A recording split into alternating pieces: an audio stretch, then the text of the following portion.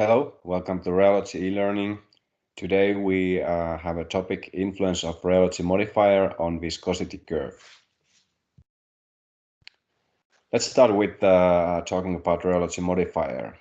It's an ingredient, typically CMC, starch or synthetic additive that is added to the coating color to increase the solution viscosity and or modifying other rheological properties of the coating color. Typical dosage level is 0.05 parts to 1.5 parts on dry pigment. So pretty small amount of rheological additive is added to the coating color compared to the effects that it has on coating color rheology. Those effects can be, for example, low shear viscosity, high shear viscosity, viscoelasticity. It can influence the water retention, extensional viscosity, normal forces, dispersion or binding of the pigment particles.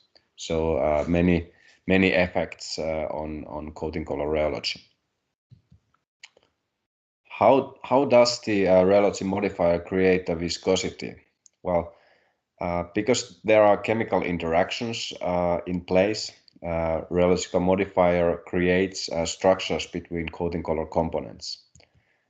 This is what is happening at a low shear rate area, so structures are formed. However, when the shear rate is increased, structures are breaking down, and as a result, the viscosity is decreasing. We have here the structural and non-structural viscosity, where we see what is happening. First of all, at low shear rates, structures are formed and viscosity increases. When we are arriving the non-structural area, viscosity goes down quickly and then it remains pretty low. So we see that the surface chemistry dominates at the structural part of the viscosity, and then we are dealing with the hydrodynamic forces when the shear rate is high enough, and these effects can be studied by capillary viscometer. We had an experimental which was very simple. We had two coating colors with GCC, latex as a binder, and then we had a rheological modifier with two dosage level, solids content 65%. So only difference of these coating colors were that we had first 0.05 parts of rheological modifier and then a recipe 2 with the 0.3 parts of rheological modifier. We studied the effect of rheological modifier on high shear viscosity using ACA AX-100 capillary viscometer. So here's our results, and first of all we used the capillary 0.5 millimeters diameter and 50 millimeters length. With this capillary we achieved shear rate area roughly from 30,000 to 800,000. And we see that the first curve here is with 0.3 parts rheological modifier.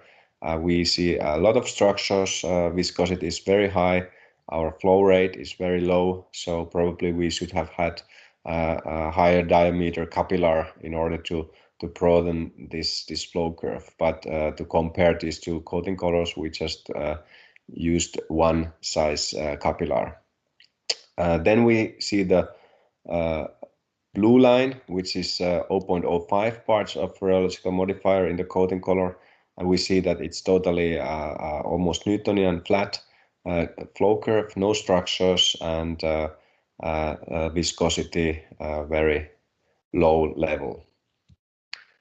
What we can conclude is that 0.3 parts rheological modifier creates those structures that are still visible in our measurement around 200,000 shear rate. So in order to go higher shear rate area, we should have had a higher flow rate, and then we should have had a little bit broader capillary. with 0.05 parts, we see almost Newtonian viscosity curve, so there's no structures and the viscosity is not influenced by the shear rates anymore.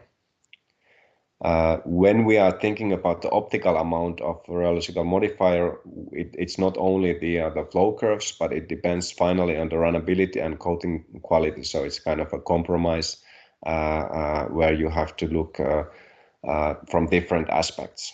However, we can say that the capillary viscometer is an excellent tool to generate a broad viscosity curve and analyze performance of rheological modifiers. That's all for today. If you want to know more about coating rheology, we offer rheology seminars. That's something where you can find information from our website.